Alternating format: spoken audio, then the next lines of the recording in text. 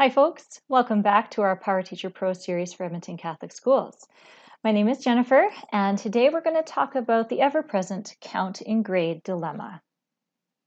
So before we dig in too much here, I just want to make sure I say this right up front. This is my demo account that I use for teaching. So it's important we all know that there are a lot of really great examples in here that you can see right now, but there are also some non-examples here. So remember, in Edmonton Catholic, we grade outcomes and not assignments, which means that our score type for our assignments should always be collected only. I just had to get that one out there right from the beginning.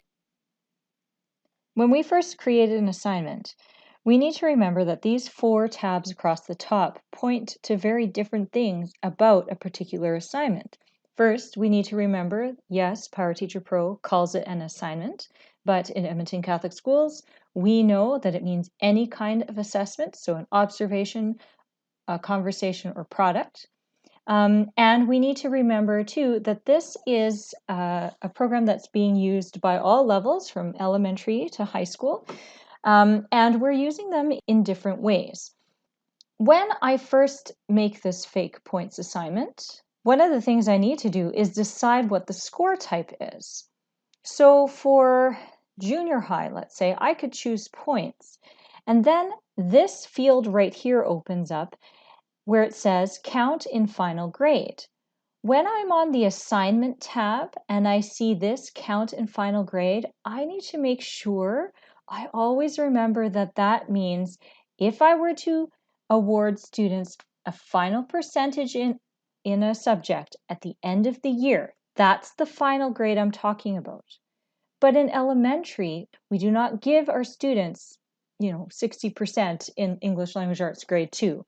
Instead, we give them levels of achievement on individual KLOs or outcomes. We never have to worry about this count in final grade on the assignment tab because we're always going to make our score type collected only. Do you see that? Count in final grade disappeared. However, when we go to the outcomes tab, this is the count in grade part we're focusing on for this video. Here, for the outcomes, or the KLOs, there's an option to count a KLO in the grade or not.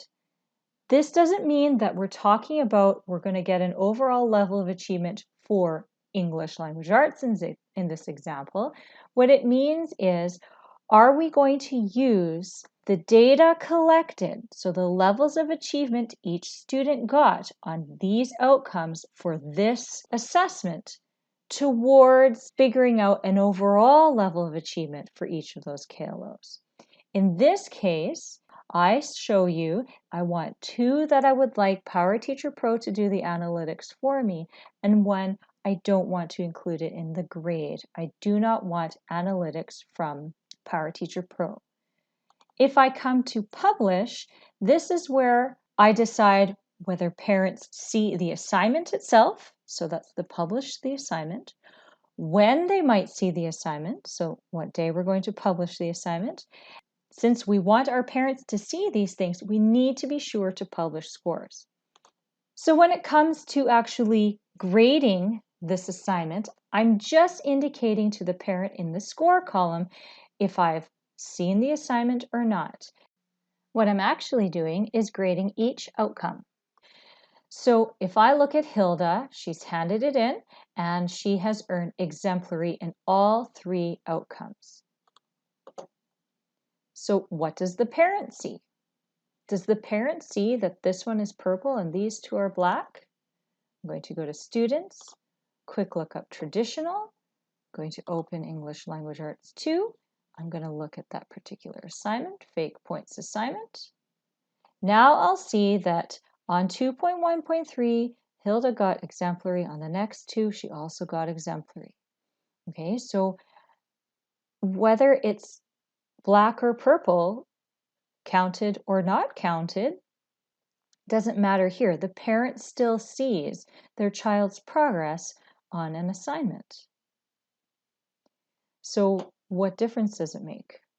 Why would I care if I'm going to put count in grade or not count in grade? Well, there's 2 reasons. The first one is using the power of this tool to give me more specific and detailed information about how my students are doing.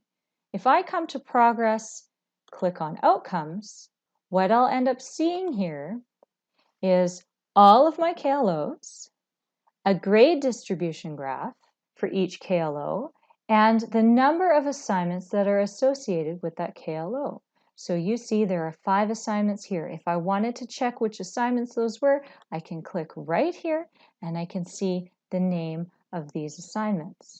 If I want to see what my grade distribution is in the class, I click on that graph and I can see right away I've got one kiddo who's really struggling with expressing ideas and opinions. I find this tool very valuable because I can laser focus right on the kiddos in my class who are struggling and I can adjust my instruction for them. But remember 2.1.3, I graded it. Hilda got an exemplary. There are 2 assignments there, but there's no distribution graph. Why? Because when I made that assignment, that fake points assignment, I told PowerTeacher Pro, do not count it in the grade, which is essentially like saying, do not include it in the analytics of how students do on this outcome. So if I wanted to figure out exactly how my kiddos are doing on 2.1.3, I wanted to harness the power of this graph. If I don't count it in the grade, then I don't get to use that tool, which is fine, but we need to be deliberate in our selection. Why might I count 2 outcomes but not the other? There are a couple of scenarios here, and I'm sure your imagination is, you could take it further than I'm going to take it right now. But one example, the first thing that comes to my mind is this is the first time we're practicing that particular outcome. I'm not counting anything. I don't think it should be used towards the overall level of achievement. That's one. Next one. Maybe I thought they were going to do great. And I see, ooh, they did not do so great. And so I go back into the assignment, I edit it, and I click that little green box off. So I'm not counting it in the grade. I've decided, you know what, we need more learning and more teaching. I need to adjust for my kids. Another one might be that I already have plenty of data on this to get an overall level of achievement. So I don't need any more data, but I like to keep track. There are myriad reasons to do this or not do this, but we need to make sure that we're deciding on purpose to do it or not do it. Finally, what we count in the grade and what we don't count on the grade affects what parents and students will see on the final report card at the end of the year and the summary report they see in January. In your gradebook, go to Grading and then to Outcomes. So now I can see all of the KLOs that are associated with this course and how each student is doing overall. This little icon here is called the Professional Judgement Indicator. One of our teachers called it the orange squiggle, and that's stuck in my head. But this little orange squiggle here, this is the same thing as the computer program saying, hey teacher, this student was assessed multiple times on this KLO, but did not achieve consistently. Please double check that the overall level of achievement is accurate. That's what that means. So if I click here for Hilda, my score inspector opens up. I click on that little indicator again. And look at this. First she got beginning, then she got exemplary, then she got proficient. The green dotted line shows me PowerTeacher Pro calculated based on the most recent 3 that Hilda is proficient.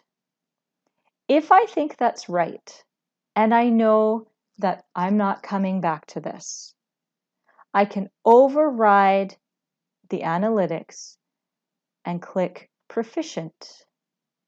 Now I've told PowerTeacher Pro, stop analytics, I'd like it to stay at proficient, and that's it.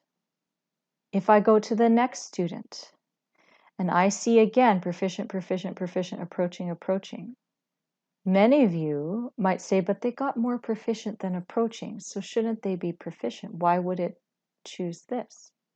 Well, because again, it looks at the most recent 3. It's looking at approaching. All Power Teacher Pro knows is the grades I told it. It doesn't know this student's personal story. It doesn't know that maybe this student, their dad was deployed overseas, and so this student wasn't quite as focused anymore. So I can tell Power Teacher Pro, I want to put it at proficient. As soon as that orange squiggle goes away and we have that little black triangle, that means we've overridden analytics. We've told it stop doing that. Which means if I were ever to come back to this outcome, if I were ever to do it again, which is very likely in language arts, less likely in, say, science. Once I'm done a science unit, I'm done a science unit. But in language arts, I'm always coming back to this. So if I, in the future, do another assignment that has this exact same outcome, as long as this little black triangle is here, Power Teacher Pro will not include any future data in the analytics. If I would like to resume analytics, I must click the refresh button up here. The orange squiggle comes back, analytics resume, and off we go. Look here, 2.1.3. That was the outcome that I did not count in grade in that fake points assignment. So look what happened. As long as I don't count it in the grade, it's not going to show up. So that outcome will not be on the report card. Let's review quickly what we need to consider when deciding to count the KLO of an assignment in the grade. First, do I understand the ramifications of counting a KLO? Do I know what the analytics will show me? Second, if I don't count an assignment, will there still be enough information to show triangulation of assessments?